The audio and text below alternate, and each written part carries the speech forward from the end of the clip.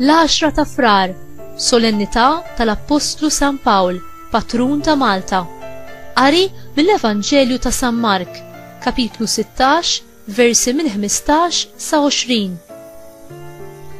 F'dak iż-żmien, qabel ma Ġesu tela s-sema, qal lid-dixxipli tiegħu: morru fid-dinja kollha, xandru l-Evanġelju lil ħolqien kollu.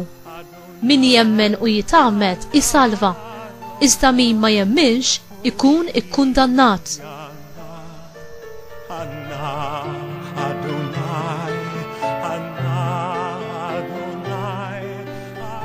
U dawn huma s-sinjali li jsieħbu lil dawk li jemnu. Fismi ikeċċu xjaten, jitkellmu bilsna ġodda, jaqbdu s-srieb bidejhom u jekk jixorbu xi xorb li jġib il-mewt ma jagħmlilhomx ħsara. Jqegħdu jdejhom fuq il-morda u dawn ifiequ.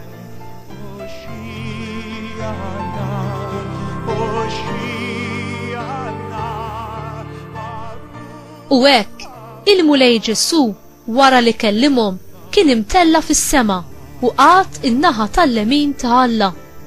Huma mbagħad marru jipritkaw kullimkien. Il-mulej kien jaħdem magħhom u jwettaq il-kelma bil-mirakli li kienu jsiru magħha. Il-kelma tal-mulej tifħil lilek Kristu.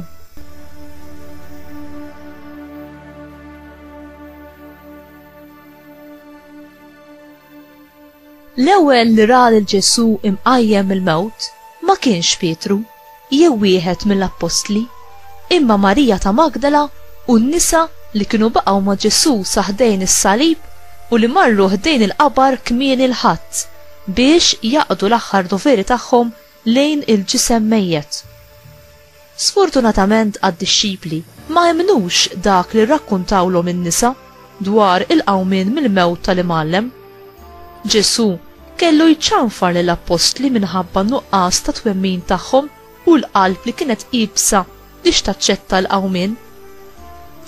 Inti bħall-Apostli jew bħal Marija Madalena u n-nisa l-oħra, qiebes biex temmen jew tiġri ħafif lejn Ġesu. Inti ddubita għaliex ma tarax? Il-mulej jagħmel lilu nnifsu preżenti għalina bil-ħidma tal-Ispiritu Santu u jatina d-don tal-fidi biex aħna narfuh personalment u biex nifmu il-misteru tal-mewt u l-qawmien tiegħu.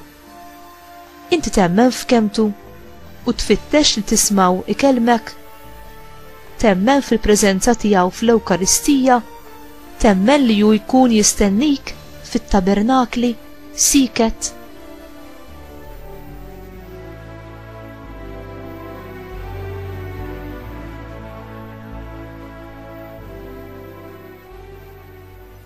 It-tluq u l-assenzjoni ta' Ġesu lejn is-sema kienet kemm it-tmiem kif ukoll il-bidu għad-dixxipli tiegħu.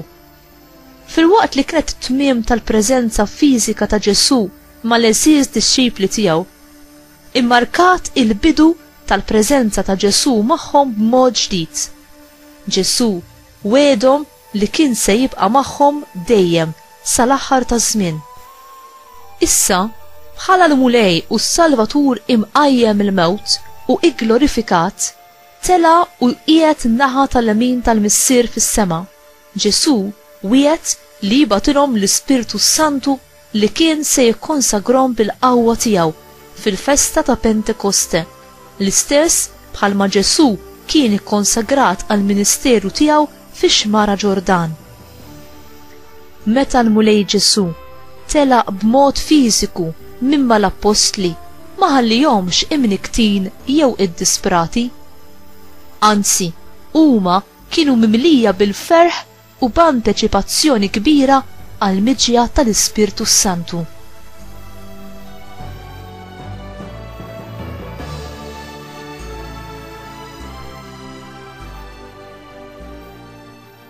L-aħħar kliem ta' Ġesu lill-Apostli jipponta lejn il-missjoni tas-salvazzjoni tiegħu u lejn il-missjoni tagħhom li jkunu xhieda tal-mewt u l-qawmien tiegħu li bihom salvana u jixxandru l-aħbar it-tajba ta' salvazzjoni lid-dinja kollha. Il-ħidma tagħhom hi li jxandru l-aħbar it-tajba tas-salvazzjoni mhux biss lill-poplu ta' Iżrael imma lin-nazzjonijiet kollha. L-imħabba t'Alla u d-don tas-salvazzjoni mhix biss għal ftit min-nies jew għal nazzjon wieħed biss, imma hi għan-nies tad-dinja kollha u ta' kull żmien.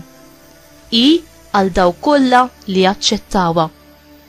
L-Evanġelju u l-qawwa ta' Alla, il-qawwa li taħfer id-nubiet, li tfejjaq, li teħles mill-ħażen u l-oppressjoni u li tġeddet il-ħajja.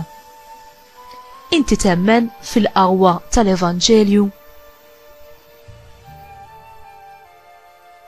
Ġesu ma fdax ix-xandir tal-Evanġelju u s-sagramenti tal-fejqan u l-liberazzjoni fidejn il-Knisja permezz tas-saċerdoti biss, imma fdaħ ukoll li l-kull min kien ser jemmen. Ġesu imqajjem mill-mewt jagħti din il-kariga kbira lil kull membru fil-Knisja. Kull min jemmen għandu sem minn din il-ħidma glorjuża li jkun messaġġier tal-bxara tajba u ambaxxatur għal Kristu, l-uniku Salvatur tad-dinja. Aħna ma tħallejniex waħedna f'din il-biċċa xogħol, għax il-Mulej innifsu jaħdem fina u permezz tagħna bil-qawwa tal-Ispirtu Santu. Illum aħna nesperjenzaw Pentekoste ġdid fil-waqt li l-Mulej iferra l-Ispirtu fuq il-poplu tiegħu, il-Knisja, biex iġeddida, isaħħaha bħala l-ġisem tiegħu u biex jibnija ħalli taqdi ministeru effettiv u missjoni madwar id-dinja kollha. U inti tagħti xhieda quddiem l-oħrajn tal-ferħ tal-Evanġelu u tat-tama tal-qawmien għal-ħajja?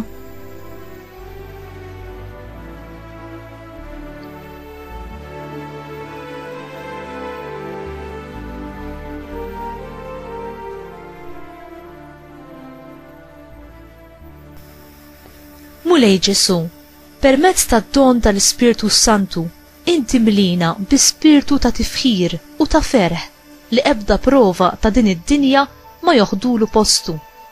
Imlina bil-ferħ tal-qawmien u għenna nejxu ħajja ta' tifħir u tarat il-ħajl lejk u għal-glorja tiegħek. Aziza Marija, Om il-Knisja, itlob magħna għal-miġja tal-Ispirtu Santu li iġġeddet il-Knisja, tfejjaqa, issaħħaha u tibqa' tibata biex kull wieħed u waħda minna inkunu tassew xhieda quddiem kulħadd bla distinzjoni tal-Evanġelju avdat lilna minn Ġesu ibnek. Amen.